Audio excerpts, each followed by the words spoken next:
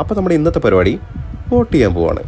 അപ്പോൾ ഞങ്ങളുള്ളത് എറണാകുളം ജില്ലയിലാണെങ്കിലും ഞങ്ങൾക്ക് വോട്ടുള്ളത് ഇടുക്കി നിയോജകമണ്ഡലത്തിലാണ്. ഞങ്ങളുടെ വീടിന് തൊട്ടടുത്താണ് പോളിംഗ് ബൂത്ത്. എന്നാലും ഞങ്ങൾ സ്കൂട്ടർ എടുത്തിട്ടാണ് വന്നത്. കാരണം ഇത് കഴിഞ്ഞ് മുടി വെട്ടാൻ പോകാനുണ്ട്. അങ്ങനെ ഞങ്ങൾ ബൈക്കൊക്കെ പാർക്ക് ചെയ്തു, അനിയും കാർഡൊക്കെ എടുത്തു. അപ്പോൾ ഞങ്ങളുടെ കയ്യിൽ ആ പേപ്പേഴ്സൊക്കെ ഉണ്ടായിരുന്നു. അതൊക്കെ ഞങ്ങൾ കൃത്യമായിട്ട് നോക്കി. ആദ്യം അനിയനാണ് വോട്ട് ചെയ്തത്. അവൻ എനിക്ക് വേണ്ടി വെയിറ്റ് ചെയ്യായിരുന്നു പുറത്ത്. അപ്പം ഞാൻ വോട്ട് ചെയ്ത് പുറത്തേക്ക് വന്നു.